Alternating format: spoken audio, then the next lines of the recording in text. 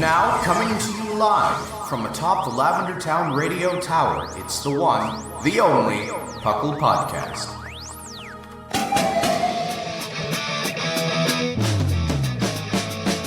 It's PUCL! PUCL! It's PUCL! PUCL! Pokemon Underground Champions League, oh yeah! PUCL! PUCL. And welcome to the 463rd episode of the PUCL Podcast. I am your host, Trainer Thatch, here today with my spectacular co-host. We've got the one and only, the fluffiest Whimsicott. Hooves! Hooves! I said hooves. There we go. Hooves. Yeah, we're not in trouble now. And as you can hear laughing in the background, we've also got Lynian, the Game Corner Master. Good morning. You know, the Game Corner Master could have some negative connotations, like you have a gambling problem. I mean, I do, but I don't think that's what you're talking about, so I won't choose to take it as an insult.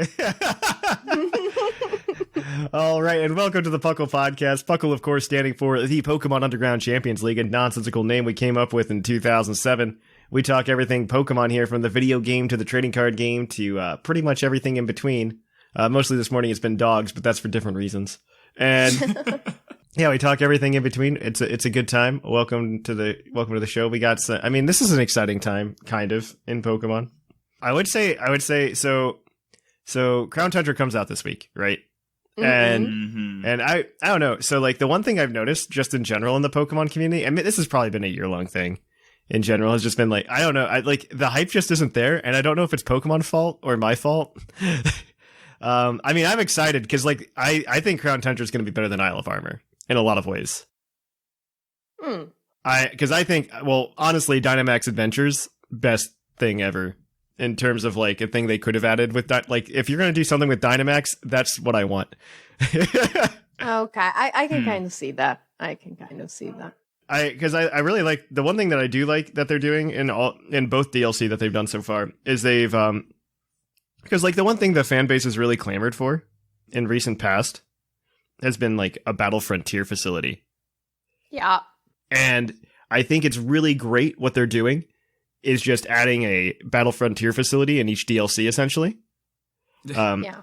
I mean, that's what Restricted Sparring was. I mean, that's the equivalent of, you had some really garbage Battle Frontier facilities in Emerald. Like, we look back on that and say, this is a great... This is like the Battle Tunnel, you know? It's not... Yeah, no. We don't have to have... They're not all A+, Lydian, okay? But they exist. I think the only thing we're missing, because, like, I do want, like... I forget Gen 4 Battle Frontier. It was cool. We had a Battle Factory. It's okay.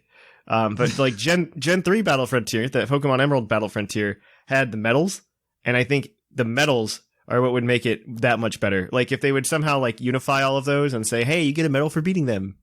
I think it would be cool. I do think the Galar Star tournament is also lackluster unless they're hiding things from us, which I hope they are. Because if not, it's very lackluster. Well, we have the Battle Factory 2.0 anyway. So. No, that's legit. I'm really okay with that because they tried to bring that back in Ultra Sun, Ultra Moon, and it was terrible. That was the Battle Agency. That was absolutely terrible because it was like dependent on you having people in your friends list who had already played Battle Agency and weren't level 0. Yep. To actually do well. I have this vague memory of that. I used to specifically do it when Sigma would play so that I could Sigma and I could grind together. It was literally the worst. Yeah. It was absolutely awful. I've never really played any of these post-game things. It just wasn't exactly my thing. Yeah. And so I guess I'm slightly more excited about the Galarian Star Tournament because I don't have a lot of time to play right now, so a Battle Frontier doesn't sound exciting. Oh, no. But and B, I also, have the time zone problem with most of the people I would play Dynamax Adventure with. So just show up, ruin your sleep schedule for a day, and then we're good. You can experience it. I wish I could. I have way too much work to do to be able to say, oh, I'll just be a zombie tomorrow. That's fine. I don't know. Like, the Galarian Star Tournament, the thing that I really wish that I could see from it was just not Galar people, if that makes sense. Like, I could understand the purpose of it if they were just like, look, Lance is here. And then like, ooh, really cool. And like, and maybe that is still the case because they've definitely kept some stuff under wraps up to this point. From the leak, they've kept some stuff under wraps, and it could be the case. The thing that makes me slightly hopeful is, okay, this is like super random trivia that not a lot of people are going to know because it's like from Pokemon Masters. In Pokemon Masters, there's a discussion between Lance and Steven about how it would be really cool if they could partner up and maybe do it someday in Galar. Yeah. And okay. It could just be hearsay. But it'd be really cool. But, I think your PG argument from last week kind of killed the possible hype for me. I definitely agree. I want that to be true because I want them to try to do that later on when Pidgeot gets put back in. Okay. And, okay, so like my only problem right now with TPCI is like it's great they're giving us Pokemon back, but man, if somebody from TPCI could have been like back in January, don't worry, they'll all be back within the next couple of years. I feel I would feel so much better if they just kind of gave that pattern ahead. If they just explained and gave us some transparency in what the plans were, right? I get not wanting to commit to that because there could be unforeseen problems, but that's literally my only thing. Like, had they even talked about the DLC during the lead up to Sword and Shield, I think I would have felt a lot better about it too. Sure, they would have gotten blowback, like, oh, they're gonna have DLC, blah blah blah, but they already got that blowback. Yeah, like they got it anyway. How much worse could it have been? They would have. I think they would have decreased like Dexit blowback for one, and maybe they would slightly have increased the crowd that was already yelling at them about DLC. Yeah, I don't know. They probably like did the numbers and said, okay, this is going to be the thing that we say that gives us the least amount of flack, and they got the numbers wrong. Absolutely. They got a lot of things wrong with Sword and Shield. It's a calculated risk, but boy, am I bad at math. Yeah, that's what the entire 2019 PR of Pokemon felt like. Whereas we took a risk, or didn't take a risk. Yeah. And I don't know, because like if you're gonna call Dexit, it would have been cool to see a lot more of the cool stuff that they had coming. Yeah, I would have been super hyped for a lot more of the Galarians. Like if they would have explained something like Berserker and Runerigus in like the lead up to Sword and Shield, I think I would have been more excited. In that way, if they would have given me stuff like that, but they're just like Sirfetch'd exists, and like here's Obstagoon. I mean, I can understand that since Runerigus evolves from a Gen 5 Galarian Pokemon. I mean, that's kind of if you're trying to get people back from way back in the day, you go Farfetch. I don't like this argument of like if you want people to come back from way back in the day, because I feel like that's been the argument for like the past 3 gens. But it works every time. It does. I think it's dumb. Because because we did that. I would argue X and Y were hey, come back to Pokemon, please, because of Mega Evolution and like you get a Kanto starter within like the first half. Granted, I liked X and Y a lot, and I still think it's one of my favorite Pokemon games of all time. But Sun and Moon did it. They did it real hard. Oh yeah, they did it real hard. Then Let's Go happened, which is literally only Gen 1 pandering. Look, I agree that it's really, really stupid, but you can't argue with the numbers. I don't know. It works.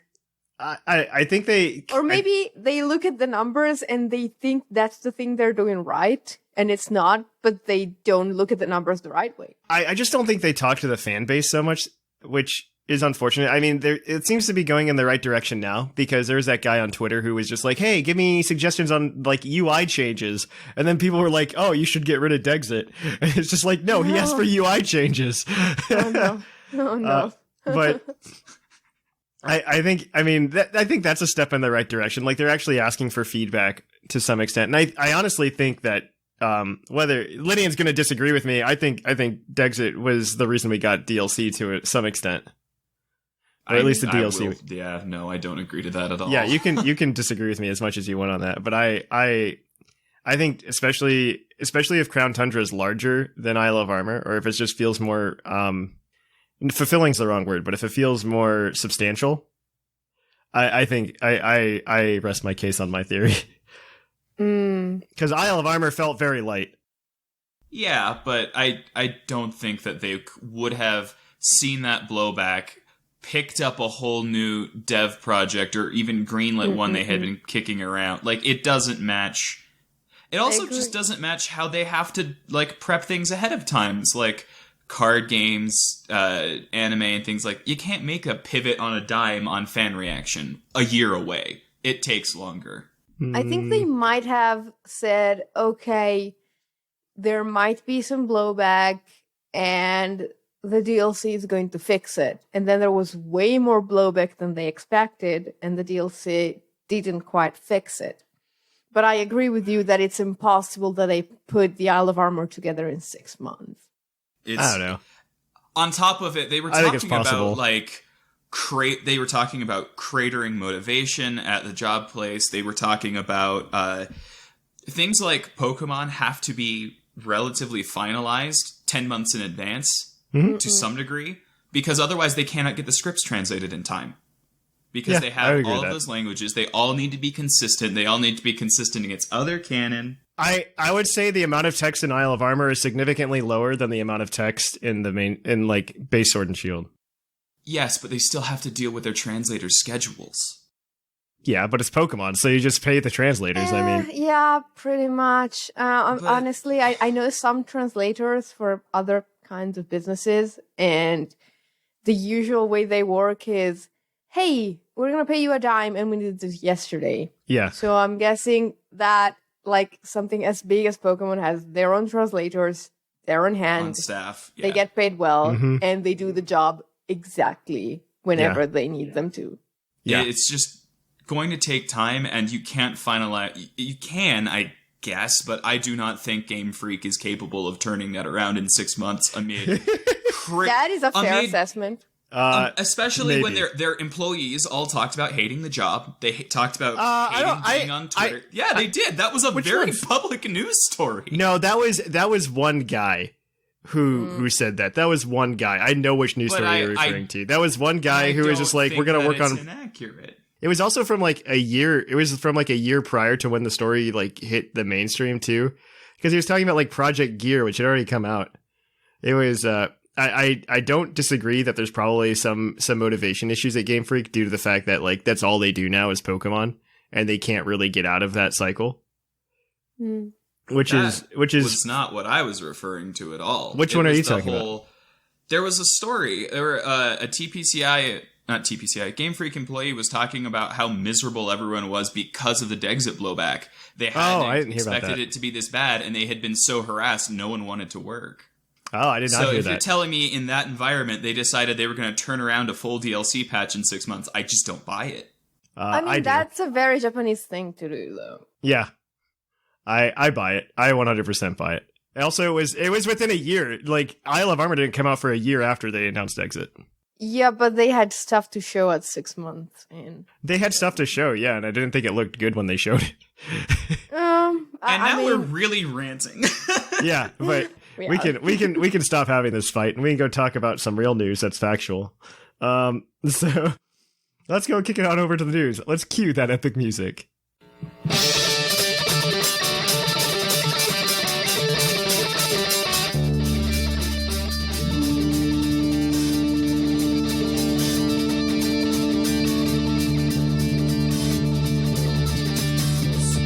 Coming to you live from the Lavender Town Radio Tower. This just in. And welcome to the news. In the news, as we said earlier, Crown Tundra is coming out on Thursday. Probably in the morning, maybe? I don't know. It came out in the morning for Isle of Armor. So who knows? So apparently the release date is different in Europe and Japan. So I'm guessing it releases at the same time, and it's like late night for you guys, middle absolutely. of the night for us, and morning for Japan, something like that. It has to be at the same time, because it's just going to be an update that goes live. Yeah, exactly. Right? That's all it is, and it's going to take you 15 minutes to download and then you get in. Late night for you guys, probably like the afternoon of the 22nd. I'd be okay with that. I don't think it's that bad either. I mean, I was hoping that they would probably do like another news dump like they did the last time for the release.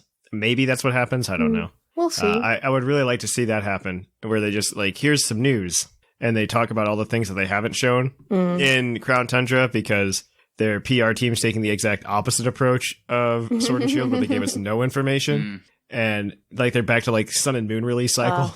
I liked the Sword and Shield news cycle a lot. I preferred it to the Sword and Shield one. I think the perfect reveal cycle was X and Y. No. Where they left like a lot of stuff still. They left like for us to find 3 Pokemon for us to find. It was more than 3. No. That was how many they left for us in Sun and Moon. They left us more than 3 in they left us like X and Y. The Avalugg line, half of the Flababy line, the final evolutions we didn't know of about the starter. Heliolisk. We didn't know about Heliolisk. Yes, we did. No, we didn't. Yes, we did. No, I don't. I will fight you on this. We knew about Helioptile and not Heliolisk, but we knew about Helioptile. Okay, that's fair. I know we knew about Helioptile, but we didn't know. Like, I think they left like full evolution shades. Yeah, but we had like pretty much every evolution family except for Avalugg revealed. I was not okay with that. That I believe. I think they were good. I mean, I'm okay with them revealing like every evolutionary line except but not every Pokemon in that evolutionary line. Like, I was okay with Dreadnought being revealed, but not Choodle. No. Also, Choodle's awful, but that's a different story. That's a different story. No, my jam, and pardon the pun, is stuff like you enter a shop and you find a Milcery on the counter and you don't know what that is and you want it. And so you go out there and you look for it and you find it, and then you have to have your American friend tell you how the heck you evolved that thing, because it's so absurd. I forgot about that. I'm going to be honest. The evolution methods in Sword and Shield were like old school Pokemon evolution methods, like some of the crazy stuff I know that they used to have. Actually. I mean, I don't know how I feel about it. Like, I'm both for and against it, because I think it's really good. Yamask was too far. Exactly. Milcery is perfect. Like, Milcery was okay. Milcery is perfect. Galarian Yamask was absolute insane. It was worse than Malamar. Yes. I thought Malamar was like the top of where you go. Like, Malamar's like the top, because it's like one of those things where if you're a kid, like, Malamar should be, like, where it stops. Because, like, you know when you're a kid, you're just, like, rocking around and, like, you're flipping your game upside down, playing upside down. And, like, could you imagine your Inkay just, like, evolves when that happened and you don't understand what's going on? That would be crazy. But I don't think, like, things like Galarian Yamask to Runerigus, because... That's never gonna happen to anyone by accident, ever. Yes. Yeah, exactly. It has to be something that you just find out from, like, somebody data mining and you're on the internet. Yeah. Like, I'm not a fan. And it's impossible to translate across generations. Mm-hmm. It's just, ugh. I wouldn't agree with that. Well, not impossible, they always seem to find a way. Just obnoxious. They seem to find a way. I should say. They seem to find a way. Like, they'll just do a thing where it's like, stone. This is... Here's a rock. It's going to be location-based evolution all over again. Yeah. That they already tried to get rid of. They already solved this problem. Yeah. Yeah, I know, right? They already solved the problem. And they'll just give it an item. Like, they fixed, like, Feebas. Like, Feebas got retconned real hard. Yeah. Mm-hmm. I would argue Feebas got retconned. But let's move on. Talking about a bus, I guess. Bus. The bus. So, the Pokemon Company has had a very interesting week on YouTube. Yeah. To say they're making some attempts at content feels pretty fair. So, the first thing they did this week is they released the first episode of a 5-episode series titled Pokemon Bus, Explore Galar. And if you're thinking it's this fun animated series where you're gonna go and check out the different locations, a bit of promo, no, not that at all. No, they're gonna go to they're driving a physical bus to different places in the UK that Sword and Shield drew inspiration. It's a double-decker bus? Uh-huh. It's a double-decker bus. So that's cool. And it's interesting to watch, I guess. And then later that week, they decided that they should do something for Halloween. So they called up all of their tournament judge hosts, and they called up all of their commentators for the TCG and Pokken for some reason. and they said, hey, can you read a dex entry? So there's like 9 or 10 of them, and it's just someone... 15. Oh, there's 15 of them. No. Goodness. Yeah. And it's just... If you can name all of those Poketubers, you win, I guess. You would do better than Thatch and I did. I think I got 1. I knew like 5, and that was about it. Like, it was bad. And the videos are literally just, hi, I'm so-and-so from so-and-so. I'm going to read in K's dex entry. They read it, make a face, and it's over. 40 seconds it's like 30 tops. seconds. Content. Yeah, it's bad.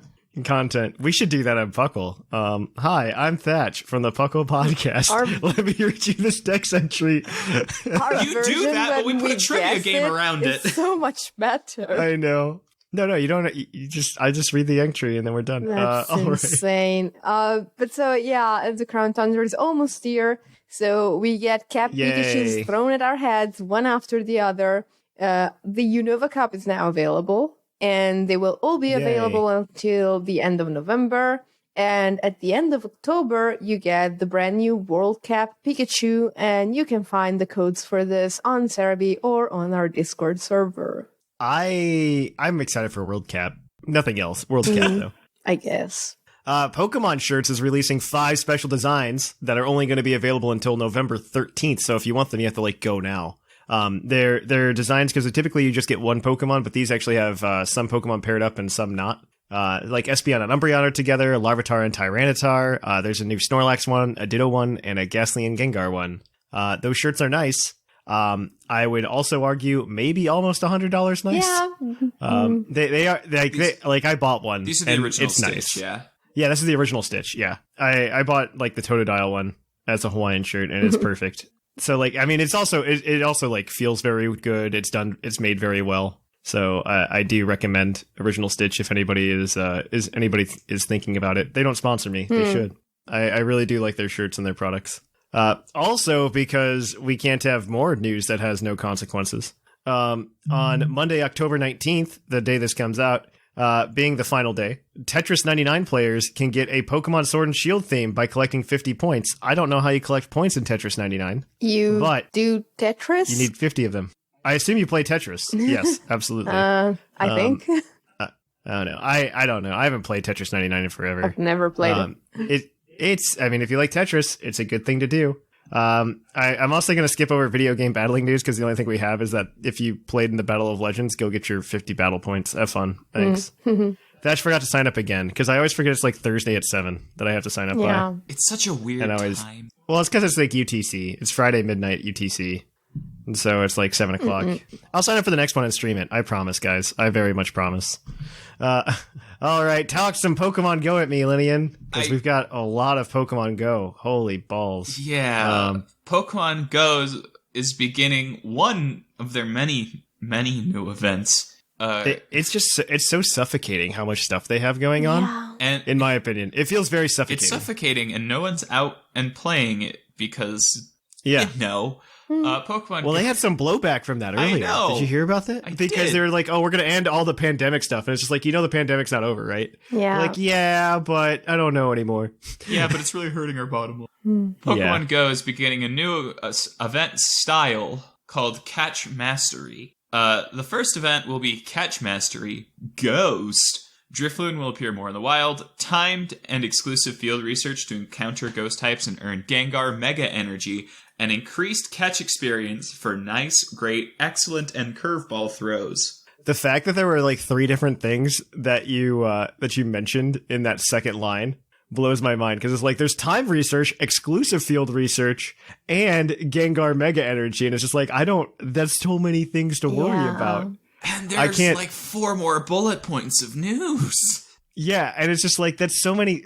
This is suffocating. Yeah. So I enjoy Pokemon Go. I stopped playing when Megas came out because I knew Megas were dumb in Pokemon Go, and that's all my friends wanted to do. They're like, "Oh, we want to do Mega Raids," and I'm just no.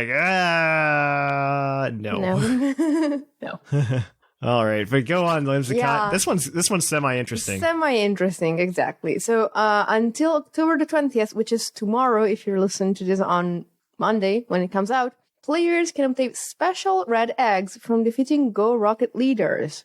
I love eggs. I cannot defeat Go Rock leaders because my Pokemon are not good enough. These red eggs can hatch into various dark and poison type Pokemon, which adds Vullaby, Sandile, and Ponyard into the game. I think they are also in the wild, but don't quote me on that. I'm not quoting. Special research and increased dark and poison Pokemon are also in the wild. There's so much stuff happening. Yeah. Oh my gosh, this hurts my head. From now until October 23rd, Origin Form Giratina will be featured in the 5-star raids. That I understand. I understand that part. So the Pokemon Go has also tweaked Mega Evolution because it's bad and they should feel bad. Evolution now lasts for 8 hours instead of 4, and players can hold up to 2,000 Mega Energy. First of all, when I read this before the show, this is the first time I heard that there was a limit on how much Mega Energy you could hold. Same. Which blows my mind, that there was a limit. So I guess they really wanted that raid pass money. Yeah. But thanks Niantic. It just feels like such a shell of what it used to be, you know? Yeah. Until they put in that level 50 upgrade. That's in the code, by the way. They have level ups for up to level 50 in the back end of Pokemon Go. They just haven't implemented it yet. Everybody thought they were going to do it at GoFest, but that obviously didn't happen. But also apparently my favorite thing that I heard about it, because you get these people who are just like, I have 3 times level 20 or level 40 experience or whatever, right? Yeah. And what I heard, what the rumor is that they won't count the experience you earned before they introduce the new level cap. What? I would be surprised if they did, to be perfectly honest. Yeah, it's to make you want to level up after you're level 40. Who cares if you go from level 40 to level 50 right away? I would be so mad. Niantic's not going to care. Niantic's not going to care because you're going to buy more. You're going to buy more lucky eggs. Oh my goodness, I would be furious. Yeah, I mean, at this point, seeing how they're monetizing Pokemon Go and how they're really trying to push the transactions, especially with Megas, because Megas are all about that remote raid pass money right now. Also, they said that they were going to try to the increase Pokestop and gym range was going to be turned off at some point, which I thought was very disappointing because with how inaccurate the GPS is sometimes, this was a great way to fix it. And I don't think they should ever go back. I don't think they should ever go back. That's just me. All right, Lynian, tell us more because this isn't over yet. We're back. As mentioned last week, Pokemon Go has been doing various special events in countries across the globe, and there will now be an event in North America. Oh, this is my favorite one. On November 8th? Oh, I read ahead. Now I remember what this is. Yep. On November 8th, from 11 a.m. to 2 p.m. local time, and it is tied to Grubhub Plus membership. What? Yes, keep going. It gets better. Plus members can get a ticket from now until October 28th. Timed research containing Charizard Mega Energy, Bulbasaur, Charizard, Squirtle, Pikachu, Unknowns G and H for Grub and Hub, Sableye, Patrat, Minccino, and Ferroseed can be shiny by the power invested in Grubhub. Grubhub. They should have That's such a random It's such a random collab too. Oh my gosh. Okay.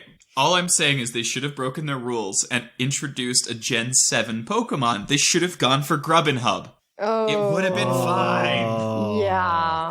That's a missed opportunity. Okay, Whimsicott, take us home because we're still not done. Oh my goodness. Okay. Until the end of November, players will be able to redeem 1 remote raid pass per week as long as you have less than 3 in your inventory, and each pass must be redeemed within the week it is offered. So if you try to get all of them in the last week, you cannot. And also, as P. McGee says in the news document, in case you weren't ready for the Pokemon Go news to be done, Go Battle League has shifted to Master League format and will be running that until October the 26th. Yay!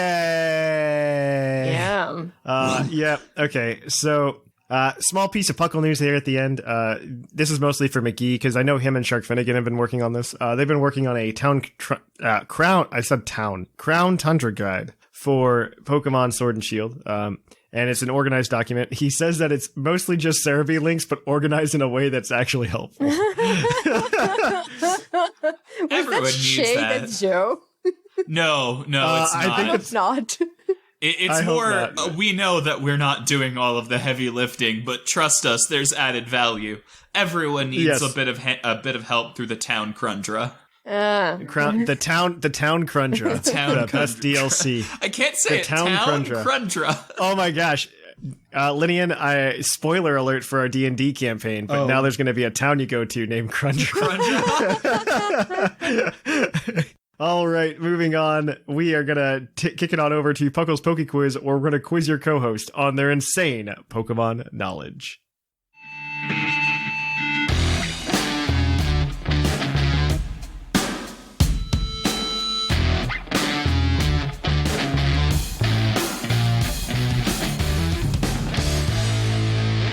And welcome to Puckle's Poke Quiz, the part of the show where we quiz your co-host on their insane Pokemon knowledge. Lynian and Whimsicott today are going to be operating as a team to answer 5 Pokemon-themed trivia questions from you guys over on the Discord.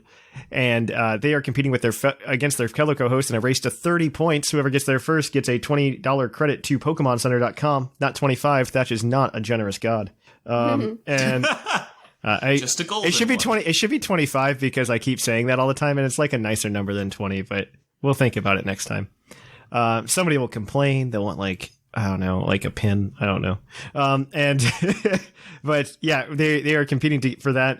There are 5 questions, each worth varying amounts of points. To give them a total of 7. They can use a hint as a lifeline throughout everything. However, if they get all the questions correct and they don't use the hint, they can cash in for an extra point for a possible total of 8 today. If you are playing along at home and you are submitting questions, you can also be entered into a chance if you live in the domestic United States. Well, I mean, just in the United States. In general, Hawaii and Alaska are included in this. You can be entered into a drawing to get a $20 credit to animegravy.com, your one-stop shop for all of your cool, nerdy art needs. So on that note, let's jump right into it, says Philip DeFranco. And our first one is going to be from MOMO. What is the only non-poison type Pokemon to learn Gunk Shot via level up? Ooh. So, what is the Trash Man? The Trash Man, I love that. Okay. So, By level I think up. the only Pokemon that can learn Gunk Shot by level up is the Trubbish line anyway. Oh, I know this one, and it's dumb. It's Octillery.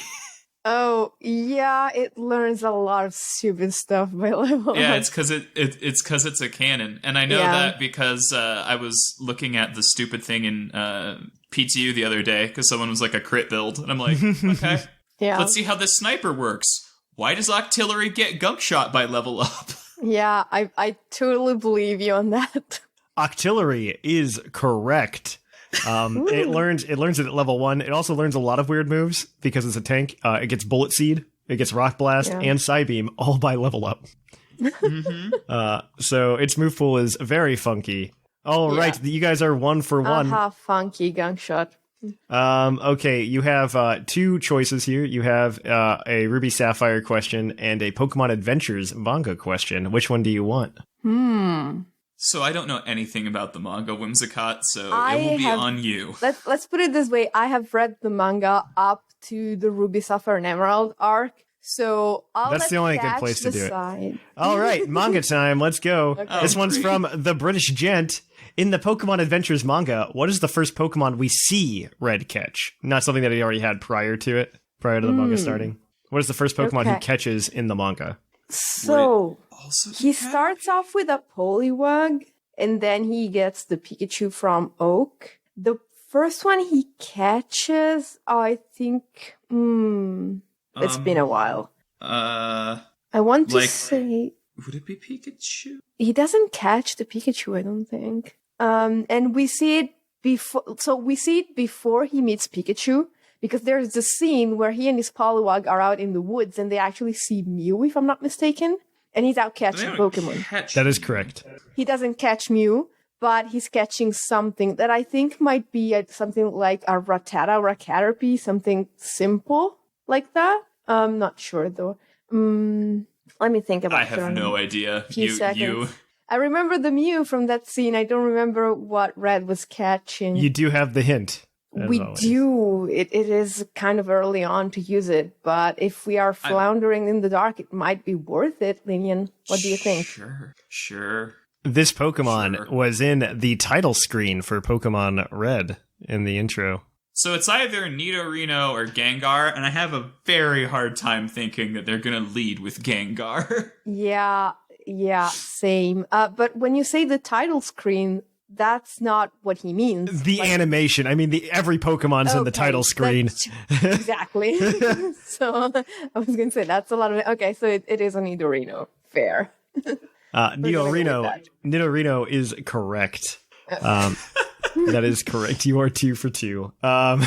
Your next question is your Pokedex entry question. This is the part where I read you a Pokedex entry, and then you try to guess the Pokemon that Pokedex entry belongs to. If I see you guys are riding the Struggle Bus, I will give you a second Pokedex entry to help you answer the question. If you get it on with only 1 entry, you get 2 points. If you get it with 2 entries, you get 1 point. If you don't get it after everything, you get 0 points. Fair. So our first, our question this week is, our Pokedex entry this week is going to come to you from 3 Mac Attack. Its Heart Gold Soul Silver Pokedex entry reads, it has a very sensitive nose. It touches new things with its nose to examine them. Who's that Pokemon? It can't be Nosepass, right? Like, it doesn't sound like Nosepass. I feel like I've heard this Dex entry before, and it's I think it's Swinub. It sounds like Swinub. And that would make sense for Heart Gold. It would make sense for Heart Gold, and Swinub is all about, like, it's a snuffly little thingy, like Big thing. I'm gonna give you a second Pokedex entry. Fair. Its Emerald Pokedex entry reads, these Pokemon live on herds of ice flows. Using its powerful flippers, it shatters ice. It dives into the sea to hunt prey 5 times a day. Oh, it's either Spheel or Celio, because seals and noses. Yeah. I wouldn't think it's Feel, because I don't think that thing can dive for predators. Rolls off. Yeah. So I want to say Celio. Yeah. Celio is correct. Good. You guys are 3 for 3. Yes, it's not Swinub. It is Celio. I like this new format because then we can ask you the hard Pokedex entry question or Pokedex entries. All right. This next one then is going to be worth, I believe, 2 points. This is a good one. I like this one. This is from Gomez Adam 72. There are 2 answers. I need 1 for each point. Aside from events or hacking, there are 2 ways to obtain Fione in Diamond, Pearl, and Platinum. What are they? I should say I should say Gen 4 is general. I think saying Diamond, Pearl, and Platinum is bad, but there are 2 ways in Gen 4 to obtain Fione. What are they? Breed a Manaphy and breed a Fione? No, you can't breed breeding a Fione. Manaphy is correct. You can't breed a Fione. The other way you can get it, because, so the Manaphy egg obviously hatches into a Manaphy. Yeah. And we're not talking about events. We have excluded events and hacking. You could theoretically do this today. Okay. Yeah. Was it a bonus from some other game? Like my Pokemon Ranch. No, my Pokemon Ranch gives you Mew if you fill out the 1,000 slots. So what are the other Gen 4 spin-offs? Well, I mean, Ranger gave you Manaphy to begin with. Yeah. So it wouldn't be that. There was more than one Ranger game, right? Yeah, but they wouldn't have given you Fione. Okay. No, so you got gifts throughout other games.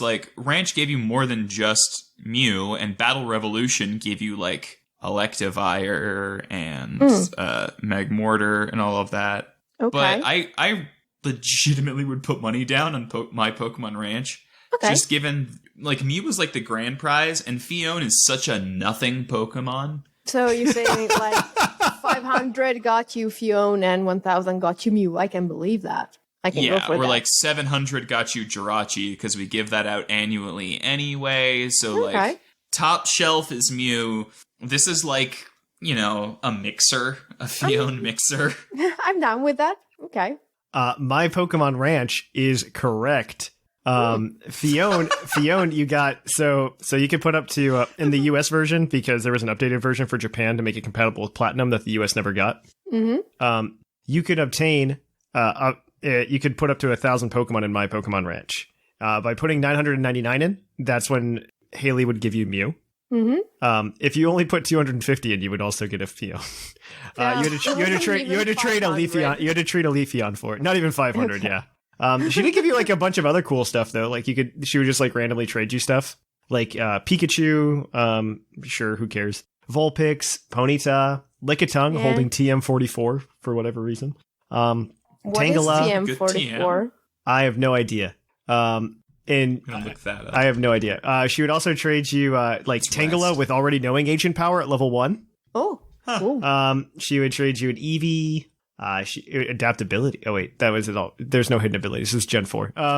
Then you have Aerodactyl. Then you had Yanma, also knowing Ancient Power, but it was at level 45 and not level 1. And then so there's a lot of things. Oh wow, they came. Oh my gosh, there's a Safari Ball Shroomish. She would trade you a Safari Ball Shroomish. What is that? What is that? I love that. Beautiful is what it is. Also a Safari Ball Croagunk. Wow. Okay. Cool. Interesting. That's good to know. That is good to know. All right. So on that note, let's get you to that final question. You guys right now are 5 for 4. Let's see if you can go for 6 today. And we'll give you your base stat question. Today, we're going to ask you, what final stage steel type, this is from Upside Down Malamar, what final stage steel type has the lowest HP? Final stage. By final stage, you mean something that has evolved? I will say yes in this case, because that's what the answer is, but no in general. Okay, no, because fully evolved doesn't mean that it has evolved. Yeah, but exactly. Final Yeah, stage it hasn't. Like it doesn't has necessarily evolved. mean it's evolved, but this one in particular has. I'll give you that free hint. Okay, so Thatch did knock out my top answer, which was Kartana. Kartana's HP is pretty decent. Yeah, it's the special defense that's just not there at Sigma. Oh, right. I was thinking special attack for. Yeah. Okay. So HP, a fully evolved steel type that has no HP.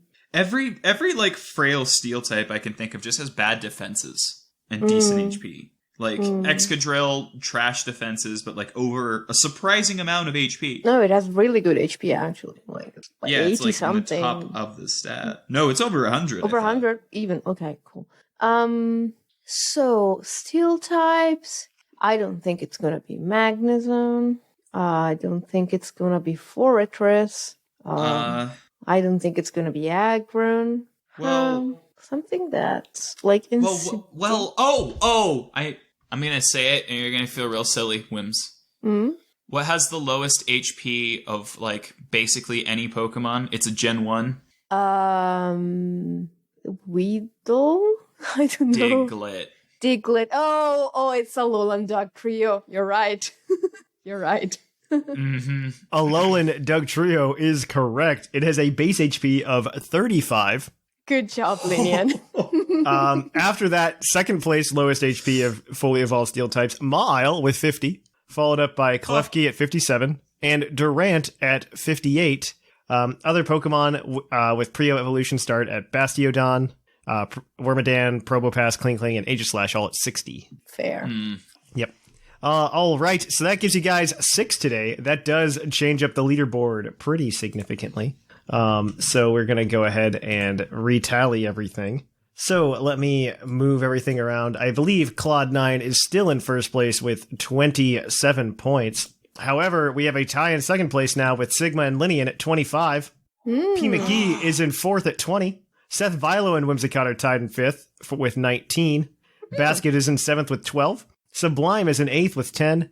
And Jushiro and Shamu are tied for ninth with 6. Tune in next week. I don't know who's on next week. It might be Claude. Claude wants his debut victory prize. I swear. All right. On that note, though, tune in next week for some more Puckle's Poke Quiz.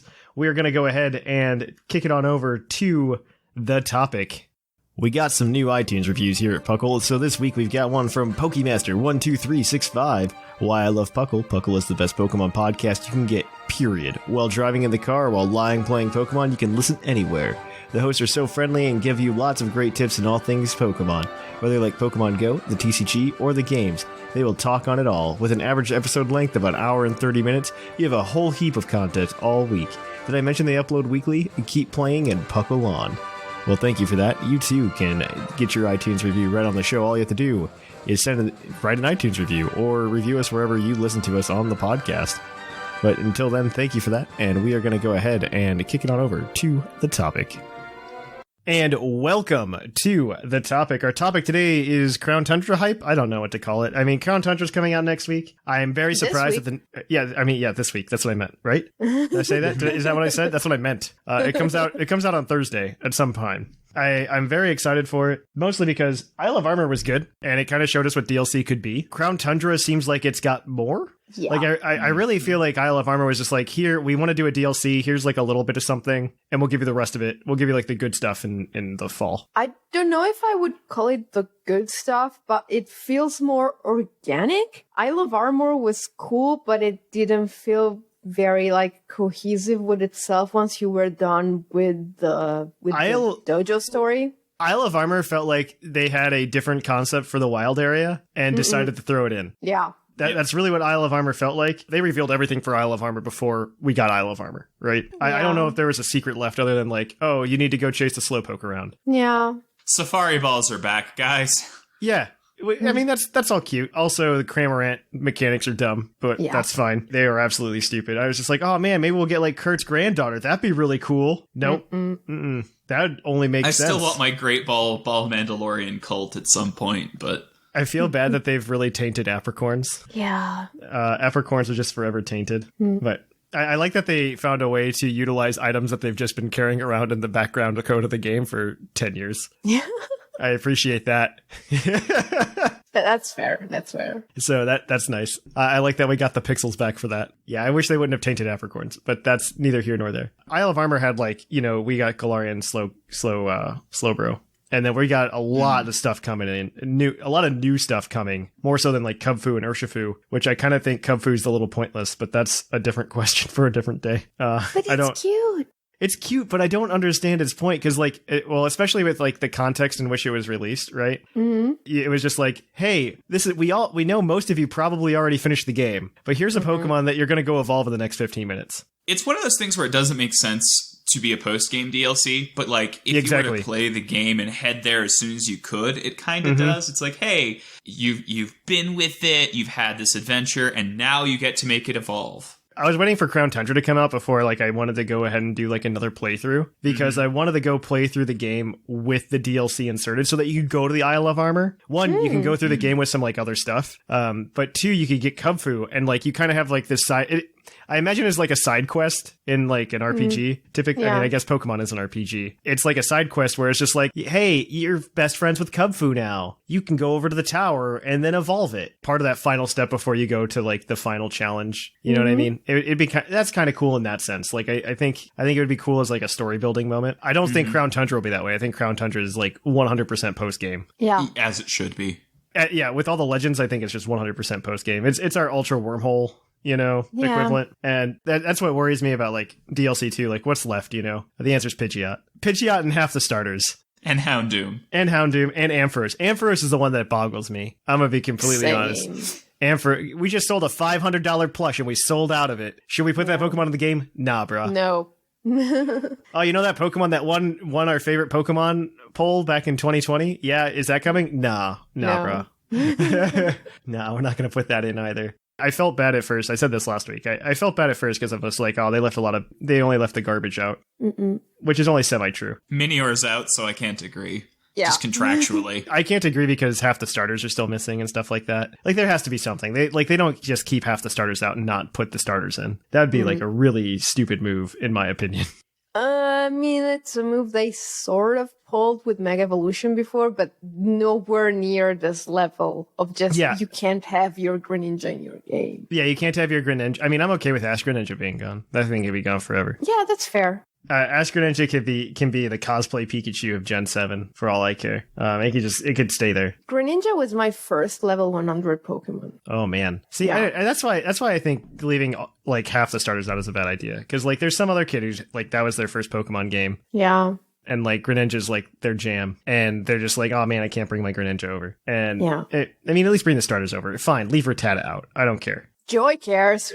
Joey cares. I miss it for the memes, if anything. Like I said last week, though, I really like it for the meta. I really think this is really good. This has been really healthy for like the official Pokemon meta. I think it's been very, very healthy, just like slowly introducing Pokemon. Yeah. And then this week, Landorus comes back. Yeah, it's fine. Don't worry. But I think it's interesting because the stuff that they're introducing is like theoretically could compete on that level. Like, I don't think Calyrex will do anything unless certain data mine information is to be believed, but I don't want to cover that in the main topic. I do want to take a half second and just mention, like, there is stuff they haven't talked about, which makes me think that there's still more in Crown Tundra that we might not know about, which is exciting to me. Yeah. I'm also excited to see, given the Pokemon that actually have dex entries for Crown Tundra, if we're going to be demythicalizing, like, a ton of Pokemon. Because they're dex entries for things like Deontay. There's dex entries for Victini. There's dex entries for a ton of mythical Pokemon. Yeah, and they put them in a tournament, right? We just had our first tournament. This is happening right now as we're talking, but they had their first tournament where like they legally allowed like mythicals into it, which is kind of interesting. And I would love to see a world where they demythicalize a lot of mythicals. Like, make them mythicals for the generation they're in. Fine. That's fine.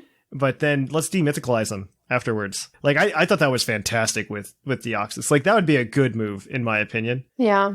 I had not had the Deoxys encounter spoiled. So I was just doing the Delta episode. I'm like, this is fine. And then the triangle came out and started doing the thing from the puzzle. And I went, what? Yeah.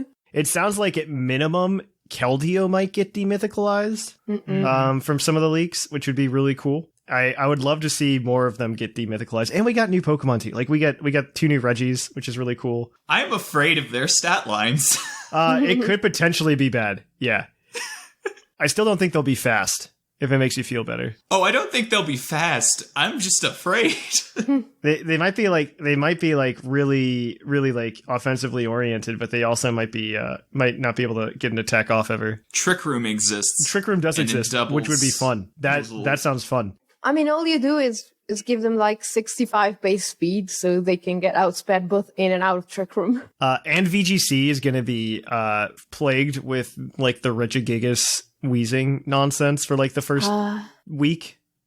Yeah. Stack attack. Stack attack is actually going to be good. I know. In a Dynamax meta, Stack Attack is going to be good. So, question, because this is actually this is something like Fufu2 is going to probably make a video on. If a Stack Attacker knocks out Galarian Wheezing, does it get the boost from Beast Boost or not? I don't know. So. I don't know which way it activates. I have to double check. It usually activates after you kill something. I mean, we could do this now with Moxie, right? You could do that right now. I think what happens is Wheezing exits battle, and then it checks if you knocked something out. And because Wheezing fainted, like, it's the same way if something triggers a Focus Sash, you don't get a Moxie boost, right? It doesn't check if it did enough damage. It checks if it's still on the field.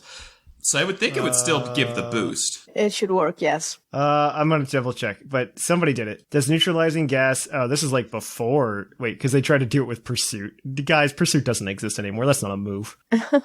What Pokemon moves Thank Pursuit? Goodness. As much as I didn't feel good about the move culling at first because everything else was still raw, I think most of the move culling was done well. I think it was done well. Personally, I was kind of thrown by it because... I didn't get into battles for a good few months. And then I tried to do Summer League and I was like, wait, why can't I have this move on Chansey anymore? What happened? I mean, I did like the move call. It was a good rebalancing. And a lot of them were just redundant. Yeah. You don't need Karate Chop. You just don't. So like stuff like that I appreciated for playthroughs. I don't think Sword and Shield has the same playthrough style as previous games though. So like I don't entirely disagree, but like with playthroughs in like older Pokemon games, I really like having these low power moves because not only when you level up do you get like your power boost, but you'll eventually learn a new move that's worthwhile. Well, it was that they didn't remove them like and just say, you don't get anything, you just have like tackle and then your end game. It was they replaced it with things like low kick or low sweep, things that just were more interesting than just, hey, it's a fighting move. I agree with that. I'm not mad about it. I think removing hidden power and then like changing up some movesets to give some Pokemon good things. Like I think Sylveon's like the perfect example. It used to run with hidden power fire all the time. They got rid of hidden power and they gave it mystical fire. Yeah. And I think that was one of the best things because one, you can still get coverage on these Pokemon because they give them moves like this. You can still get similar coverage, but you can know what kind of coverage they're going to have. Yeah. I think part of it was they were afraid to give Pokemon moves like, quote unquote, like Mystical Fire, because then they'd also have another hidden power type too. Yeah. I agree with that. I just think that was a Swiss Army knife. Too much coverage. I think hidden power, especially after they redid it to be like base 60 power all the time. That was, I think that was the nail in the coffin for making hidden power too good. Yeah. Like, I think that's the reason you're not going to see some Pokemon that were monsters beforehand be as monstrous in VGC when they come back. Like Thundurus, I think, comes to mind. Yeah. Yeah. Like Thundurus was like a big deal in VGC, but I think without having hidden power ice, you're not going to see it nearly as much. See, the thing is that a lot of the things that benefited from having hidden power were also taken down by hidden power. Yeah. The thing that is going to be curious to me is to see how Landorus is handled in VGC. Galarian Articuno with an Adrenaline Orb, so you get a +2 special attack, +1 speed. You're fine. I think they came up with good answers because I think they're paying way more attention to their competitive scene than they ever were before this gen.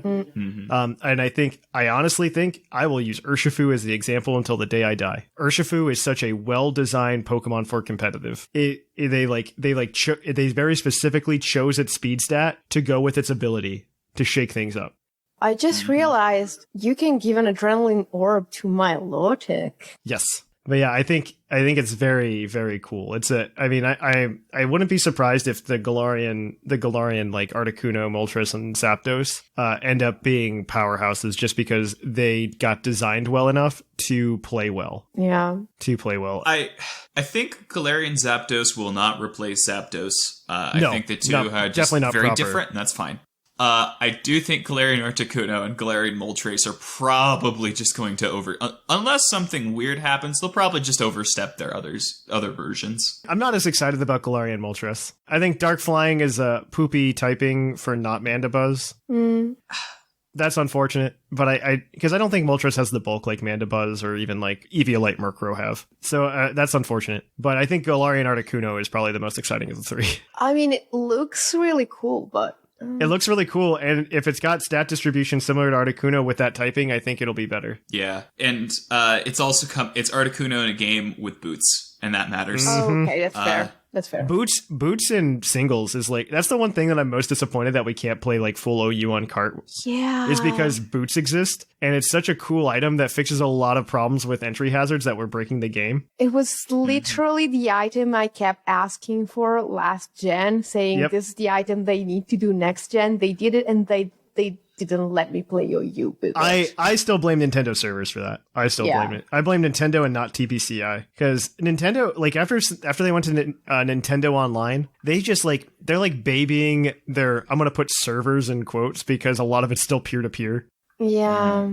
Yeah, they're babying the connection, and I don't know. It's like, I mean, I don't know what I expected because it's Nintendo doing online. They've never been like really on the ball, and my answer was always, well, at least it's free. Yeah, and now it's not. And now it's not. And so, I mean, if we're paying them money, like I'm more than happy to pay $60 a year for Nintendo Switch Online if it means that we're going to get something that works. If they give me a 60-minute timer and I can actually play OU with you guys again, I would actually pay that. I would do anything to play OU again. I'm hoping I hope they kind of listen to us on that front at minimum. I think the voice has been just as loud from a lot of like the PokeTubers on that. I know A-Drive has been really yelling about spectator mode, and which I think stems from the same issue as their 20-minute timer. Can't do Draft League as well with the... And I think a lot of people are seeing these limitations. So I'm hoping that we get some kind of remedy for that in the near future. Fingers crossed. That's what I'm hoping. I really hope that we can get some kind of remedy in the near future. If anything, I assume like Gen 9. Like that's when we'll see the remedy. I would also, my hope, like perfect 2020 or 2021 for Pokemon, in my opinion, would be like DLC Pack 2, which is I don't know, I call it a 50-50 at this point. I think it's possible. DLC Pack 2, they give us a Pokemon collection for like Gens 1 through 3 or something on the 25th anniversary, like Mario 35. And that way they're just like straight compatible with home. I would love that. Instead of being compatible with just Bank. Playing Emerald on the Switch? Yeah, that would be really cool. Oh, man. I feel really good. We won't know anything until February, though. I doubt they're not going to. They wouldn't tell us until Pokemon Day. I guarantee it. Do you know? Maybe we get our Gen 4 remakes finally, because like you do Gens 1 through 3 as like the here's just like a pack, and then you say, hey, this November, watch out for Gen 4 remakes. Yeah. Because especially with the Pokedex leak that we got from Crown Tundra, like it seems like it's happening. They're missing a lot of key players that are specifically Gen 4 key players. Yeah, let's put it this way. I'm not optimistic about DLC 2 or I'm not optimistic about Virtual DLC 2 Console stuff, but I am faintly optimistic about Gen 4 remakes. And you could say, Whimsicott, aren't you the one who hates Gen 4? And I'm just like, I'm the one who doesn't remember Gen 4 because of how mind-numbingly slow it did play very slow. Making it incredibly boring. Somebody's got like a minute-long video on YouTube of a Chansey getting a one-hit knockout. Oh my goodness. One-hit KO. And it's literally the worst thing in the entire world. I really want to give Gen 4 a chance. If you give me Gen 4 on an engine that actually runs, I'm gonna be so happy. Yeah, it's like it just because like it was the HP fell at like an HP rate. It was constant. X per second, not percentage. Yeah, it wasn't percentage per second. It was HP per second. And Crazy. It took so long. It was like a level 100 Chansey getting one hit KO'd by something. And it took like a full minute for it to drop to 0. Wow. It was really bad. So that game is not optimized to be very fast. But that's my solid prediction for like 2021. I think Gen 4 remakes that's the most likely scenario. That's what I'll put. I think that's the most likely thing that's going to come out of 2021. Everything else, it would be icing. Yeah. In my opinion, because I think you can finish the decks with what's in there with what's left over in Gen 4. Yeah, yeah. I actually did sit down. I think I mentioned this last week, but yeah, I did sit down and looked at like past national dexes to see which ones had the most overlap. But Gen 4 was not the winner, surprisingly. The winner was Gen 6. Oh well, regional yeah. decks. The regional everything. It's like everything that they're missing though, which is really weird. It's like more than half of what's missing after Crown Tundra is available in X and Y's regional decks. Very surprising. Isn't that interesting? It's really weird because like X and Y took really good care to like put all of the rats in for some reason, like all of the rodents up until that. I think it was missing Rattata, and that's it. It was. Yeah, I think, but it had the other 5. Yeah, which is just nuts to me to think about. Like, why does Watchhog need to be there? It's fine. Some of them are surprisingly late in the regional decks too. Yeah, like I think one of them's in like the last 100. Which is really surprising. That was nuts to think about. Because, like, yeah, they're missing a few things. They get covered in a lot of different places. I could also see with what we're talking about, what's missing. A lot of those Pokemon are like the big hitters are available in Diamond and Pearl. If you were to take like Platinum's decks and then split the regionals or like the version exclusives between Diamond and Pearl, still, I think you would be hitting a lot of notes. That is very interesting. I think you'd hit a lot of notes there because if you look at a lot of the Pokemon that are missing, like Gliscor, Yanmega, a lot of them are Pokemon that evolve in Gen 4 from other Pokemon. Probopass, another one. That's true. That's true. I think it ends up being like an overlap of like 60 or 70 from the current regional decks. Do we have like Chimecho? No, but Shingling is like really prominent in Diamond and Pearl. Yeah, no, exactly. Tropius is also in a surprising number of regional dexes. Right? Like, it's like you what?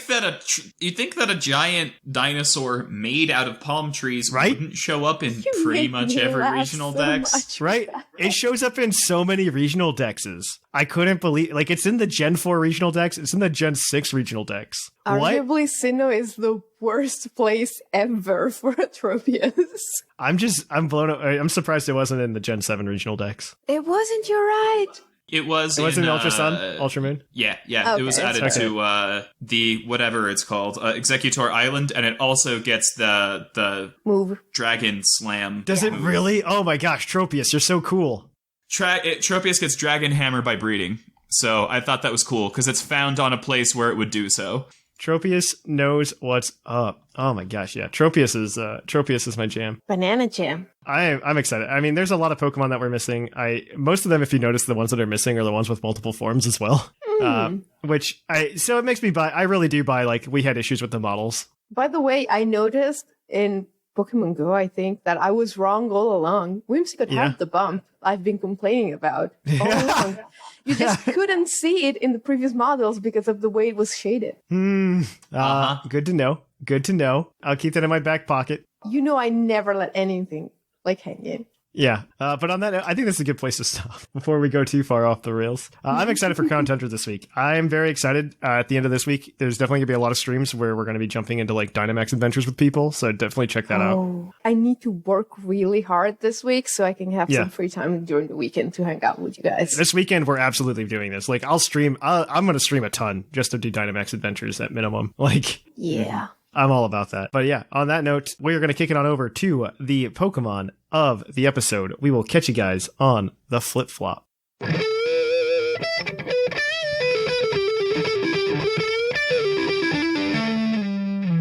of the episode. And welcome to the Pokemon of the episode. Our Pokemon of the episode this week is National Dex number... Oh no, I scrolled down too far. National Dex number 405, Luxray, the Gleam Eyes Pokemon. Its Pokemon Sword Dex entry says, Luxray can see through solid objects. It will instantly spot prey trying to hide behind walls, even if the walls are thick. What? It's got like X-ray vision.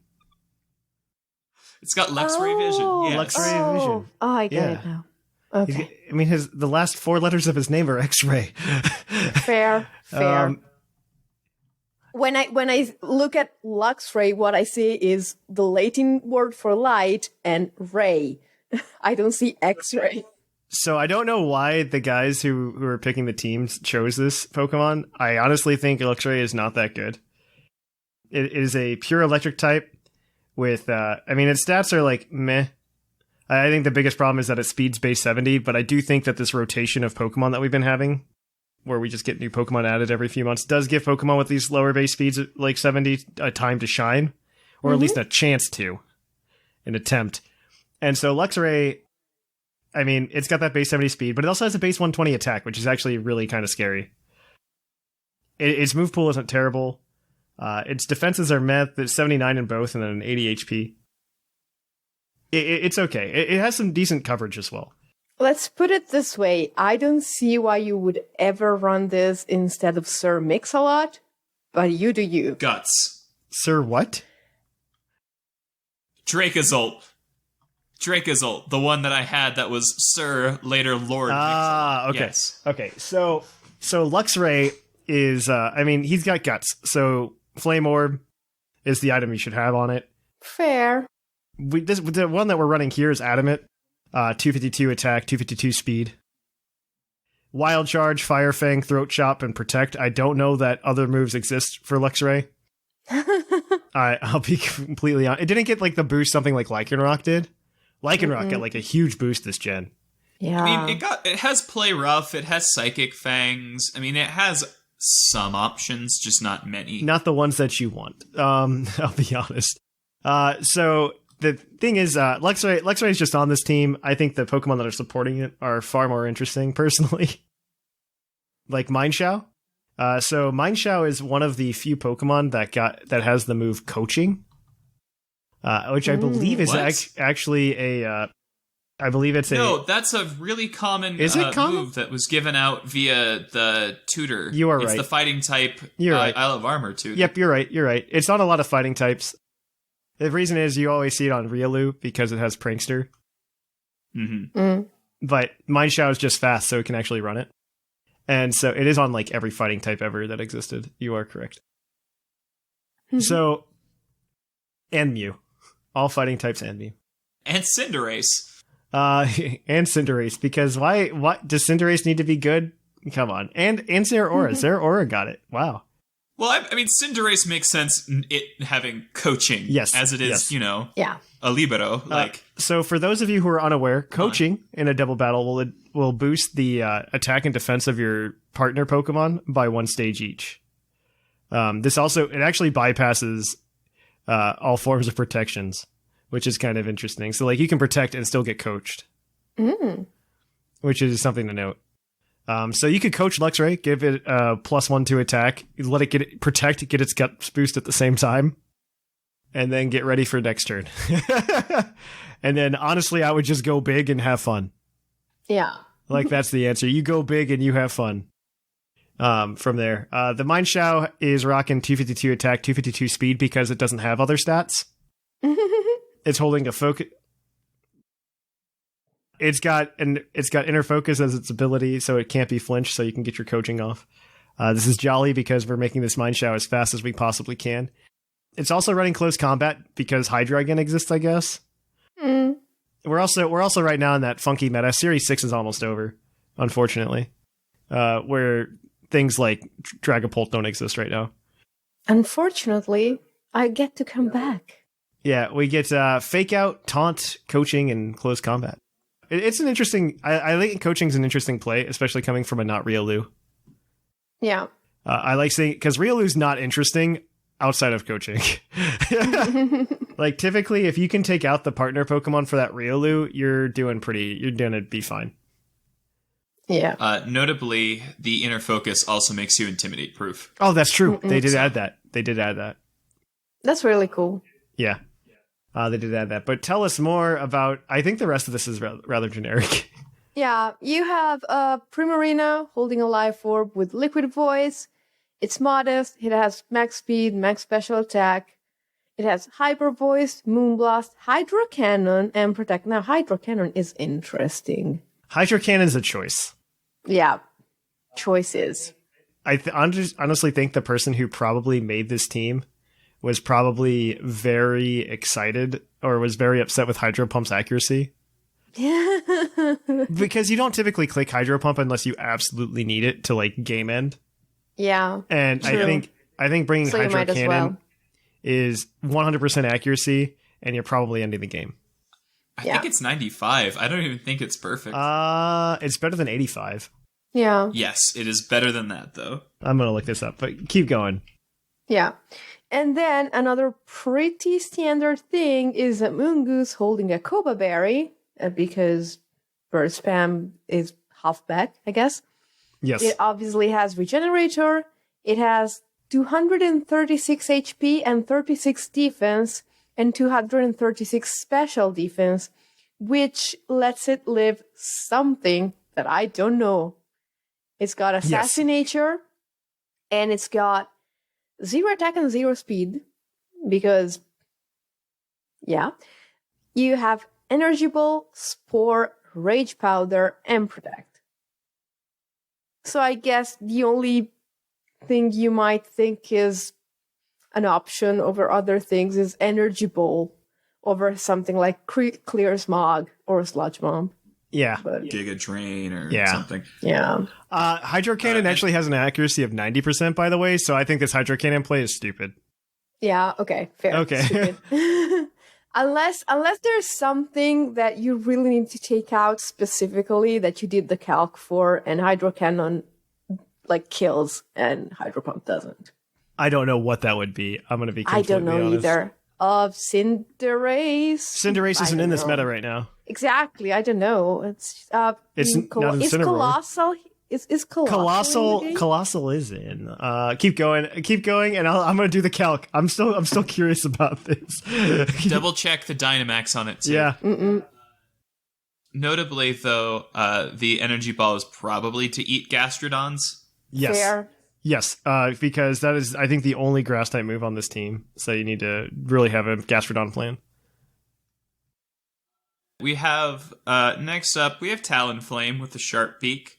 It's got Brave Bird if you want to use your one flying move to get an attack in. It's got Overheat. It's got Taunt. It's got Tailwind. It's adamant nature, so that overheat, dropping it, not going to hurt you too bad. 252 attack, 252 speed. You click Taunt if you think you can stop an annoying support move.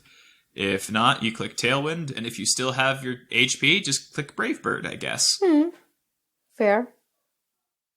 Next up, we have a Rhydon with Eviolite. We've got Lightning Rod on it because, you know, we've got a couple of things that are electric weak, so absorbing that is good.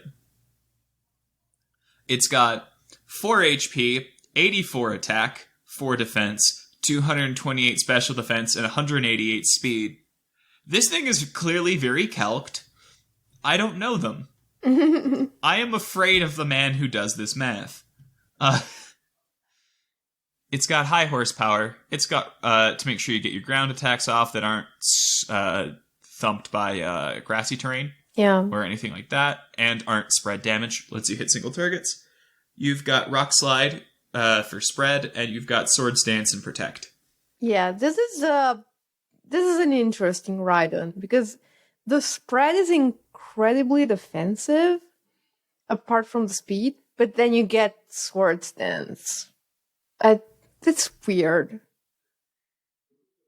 So the calc for Hydro Cannon on a Colossal definitely kills with a Hydro. Also, it would kill with a we saw not with Hydro Pump, a Hyper Voice. This is a liquid voice Prim. Well, don't forget you lose damage to the spread, though. Exactly. Was the Hyper Voice spread damage or not? That's true. It probably the Hyper Voice is probably spread damage, but I closed it. Oh wait, yeah, I closed it. Never mind. We can go back later. But even then, yeah, I'm not as worried. Well, actually, no. You do need Hydro Cannon to OHKO Gmax Colossal, like when it's Gmaxed. See, we figured it out. Yep. Okay. Never mind. I didn't click the Gmax button. Yeah, we figured it out. We got it. Time. We got it, guys. Okay. All right. Let's see. That is it. That's the team, right? We did it. Yeah. So if you want to play with it, this will be on the server this week. You can watch PMcKee and Claude9 play with it, and I think that'll be far more entertaining because I don't think this team is particularly the best. Mostly because Luxray isn't great. But I would love to see it and try it. Yeah, I'll probably try it out myself later this week as well on stream while we're waiting for Crown Tundra to drop. So on that note, though, guys, thanks for checking this out. We're going to kick everything on over, though, to the mailbag. It's mail time! Send in your emails!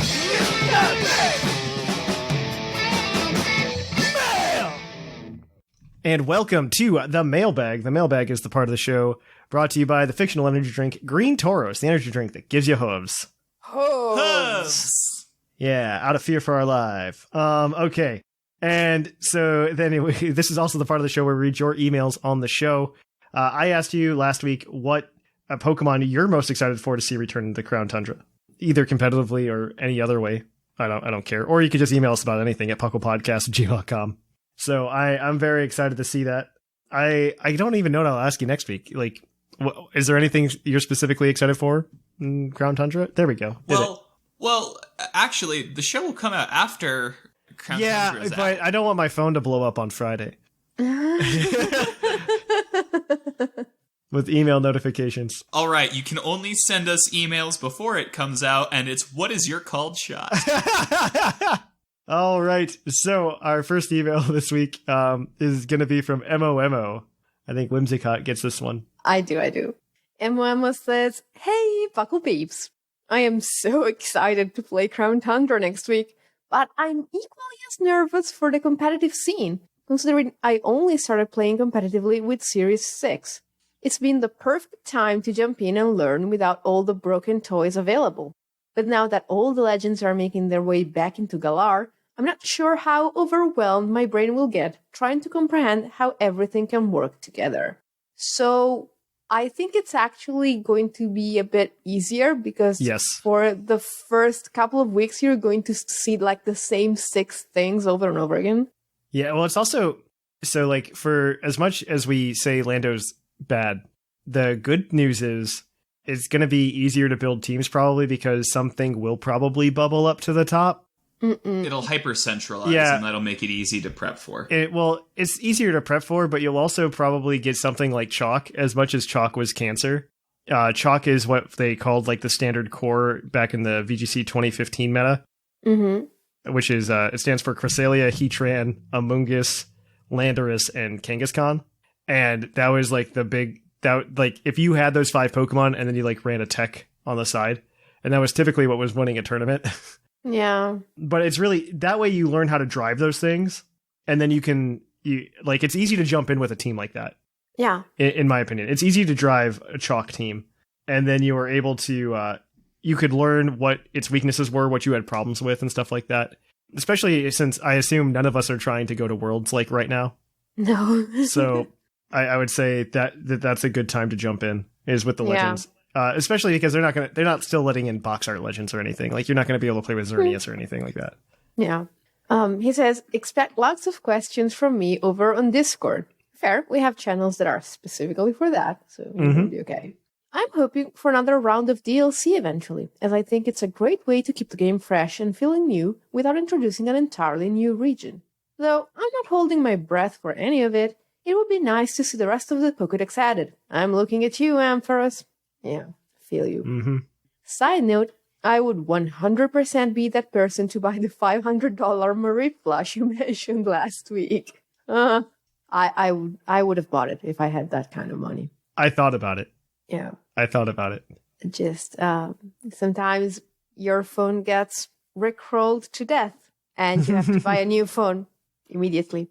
Yeah, it literally died. Like, there was this video, and it was the scene from Lilo and Stitch where Lilo grabs Stitch and the turntable and goes to Nani and tells her, you have to see this. And I knew that as soon as she opened Stitch's mouth, Rick Astley would come out. But I was all over the idea, so I clicked it, I watched it, I loved it, I clicked back, and my phone died. My phone got rickrolled to death. Completely dead. Like, it never turned on again. I'm going to have to, like, pay someone to get the pictures of my baby cats off of that. But whatever. Yeah, but it's a cool story. I guess you can say your phone got rickrolled to death. But yeah, new phones cost about as much as Marie plushes. So you have to have priorities in life. Anyway, but I digress, as was the person reading the email. To answer this week's question, the Pokemon I'm looking forward to joining the Galar region is actually Dragonair. I've always been a fan of its design over Dragonite, though I have no idea how it will hold up in battle, if it even can. I have a level 100 Dragonair named Pearl, ready to transfer in home though, so maybe I'll experiment how she can hold up. Okay, so wait a moment, guys. I also love Dragonair over Dragonite, and I just realized you're going to be walking around with that long Dragonair streaming out behind you, and I can't Following wait. Pokemon was handled kind of badly. Yes, but I still can't wait. Like, it's cool as, like, a novelty, and then there's just like a point where it's just like, oh, it's too slow and it's not keeping up. And then because there's Pokemon in the overworld, it, like, pops up behind you and you get terrified for half a second. Yeah. It's true. Wild Kyurem appeared. Yeah, right? You're just like, oh god! But, like, I love Dragonair, and I was all over the way that Ekans moves in Let's Go. So if you get, like, long boy Dragonair walking behind, like, so cool. Oh, sorry about the bitch. That's all for now. Catch you on the flip-flop. MOMO. All right. Our next one is going to be from Bailey. Hello, PUCL crew. It's Bailey. I've been a Pokemon fan since I played my first Pokemon game, Fire Red, on the Game Boy Advance. I found you about a year ago on one of my drives home from university, and I have been listening ever since. Well, thank you for not hating us. I appreciate that. As for which Pokemon I am most excited about returning to the Crown Tundra, it would have to be both Salamence and Dragonite, in hopes that the data mines are correct and they both get access to dual Wing Beat.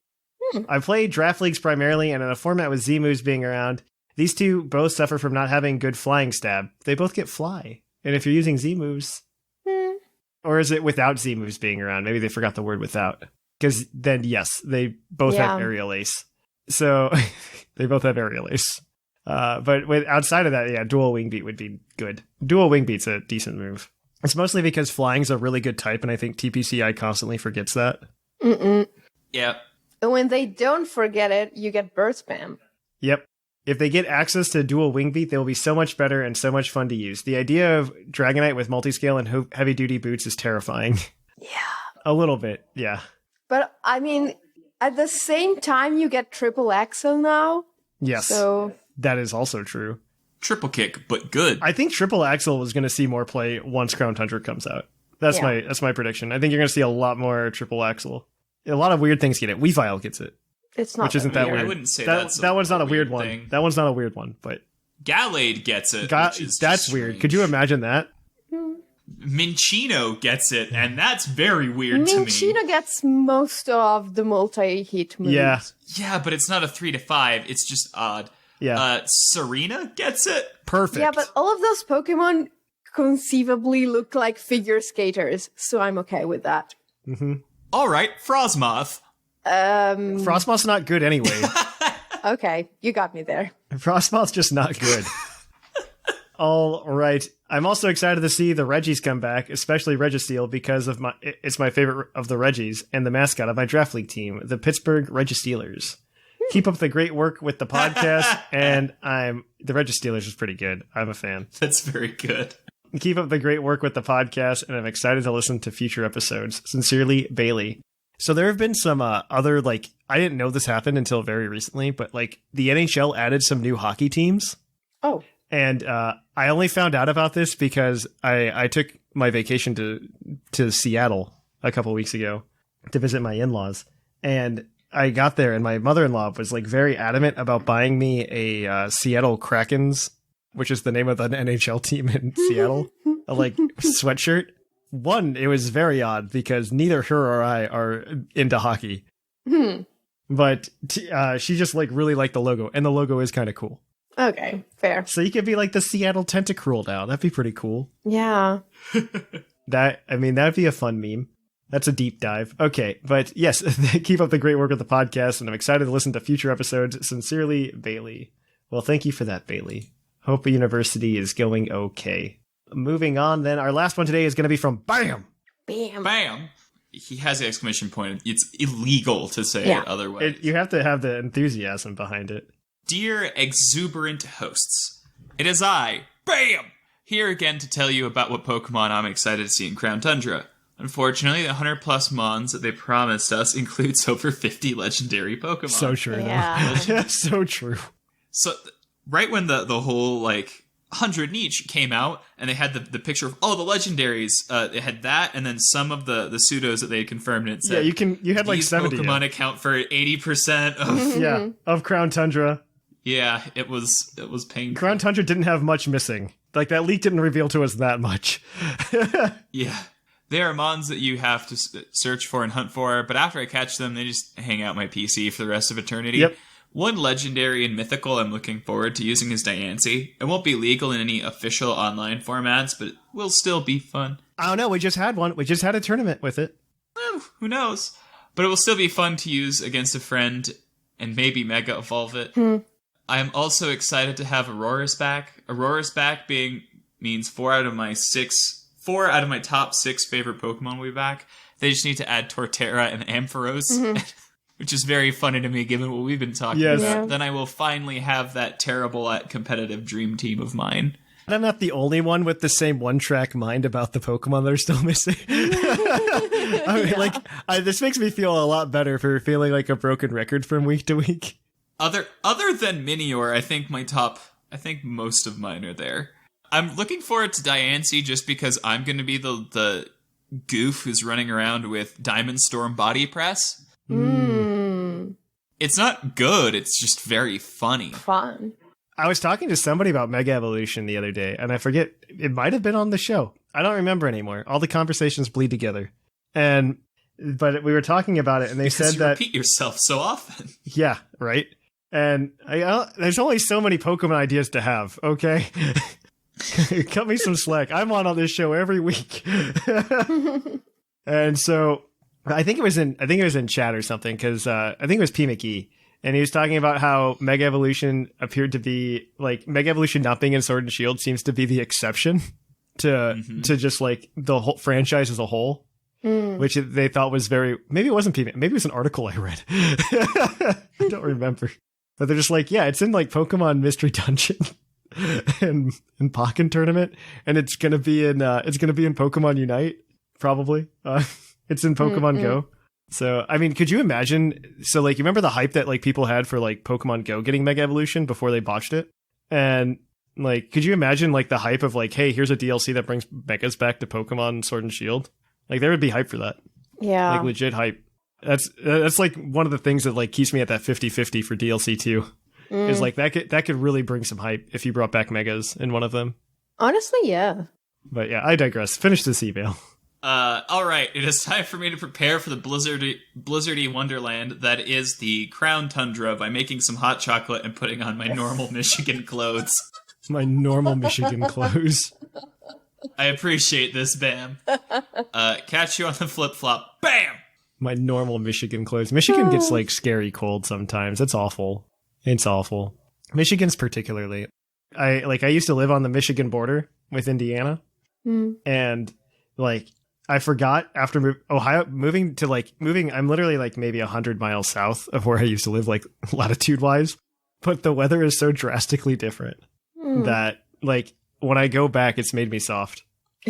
It's made me soft. Because, like, it can be like 10 degrees Fahrenheit, like up in Michigan. And like down here, it'll be like 27. And so that's a drastic difference, you know? Yeah. Little bit. It's a drastic difference. And, you know, then you go home to go visit your parents or something, and you're just like, it's cold. And then your dad yells at you for being soft. But Green Tauros badge. Only one of them. Only one of them, according to our sponsor, Green Tauros. Yeah. It wasn't my fault. I mean, the contract is in English. Yes. I'm Italian. How was I supposed to know? Who do we want to give it to? Do we want to give it to Mo, Bailey, or Bam? I think Bam already has it. I'm pretty sure Bam already has it. Let's give him 2. I liked Bailey and Mo. Okay. I like both of them. Do you go for the Dragonair pandering or no? I did love the Dragonair pandering, but it, Actually, Bam does Bam? I don't know. I don't know who has anything. Yes, he does. I don't know who anybody has what. I don't keep track. So this should be obvious by now. I don't keep track. It's Dragonair pandering versus the Pittsburgh Reggie Steelers. They're both so good. I prefer the Pittsburgh Reggie Steelers. Bailey, you won the Green Tauros badge. So there we go. Bailey won the Green Tauros badge. Come to our Discord server to grab it. If you want to email us next week at puclpodcast@gmail.com, I guess you can let us know how you're enjoying Crown Tundra so far, but it's only going to be out for a day. And so, like, I want to give people a chance, because if not, I'm going to get a lot of emails at, like, 7 p.m. on Saturday after we recorded the show. Yeah. Because nobody listens to me when I say that's when we record. We record on Saturday morning. Yeah. Yes. So if you want to do something otherwise, you can send us an email about just like what you're most excited for in Crown Tundra. If not, if you have already played it, what are you enjoying the most? So other than that, if you want to keep up with PUCL, come to Discord. Most importantly, that's where we all are. You can hang out, chat with us, play Pokemon with us. Most importantly, this week, and then you can also go ahead and follow us on social media over at Twitter, Facebook, Tumblr, and oh my gosh, Instagram. There it is. I always forget one. There's always one. And then you can, of course, follow us on YouTube, where I want to do Nuzlocke again, and I should get back on that this next month. And you definitely come over to twitch.tv/the PUCL Podcast, though, where you can catch us streaming Dynamax adventures probably for the next week. I don't know what else I'm going to want to do in Pokemon. Like, I'm just going to want to do Dynamax adventures. I'm very excited for Dynamax adventures. Yeah. And yeah, so if you're interested in that, definitely come over to twitch.tv/the PUCL Podcast. If you want to support us, a great way to do that is to drop a subscription on the channel for that. However, you can also go over to TeePublic, buy a t-shirt, or you can always go to Patreon at patreon.com/PuclPodcast. And just as a reminder, if you're at the $15 tier next month, you can get all the badges for our Fall League, which we'll talk about details about for next week, because I think it's going to start on like the 1st of November. So keep an eye out for that. I'm very excited for that, though, by the way. It's going to be, Fall League's going to be hype. Fall League is going to be hype. Yeah. All right. On that note, though, I guess I have been Trainer Thatch. I have been the fluffiest Whimsicott, and I really appreciated the Peyton and the Fridge story last week, Seth. And I've been Lynian. And here at the Lavender Town Radio Tower, it's closing time.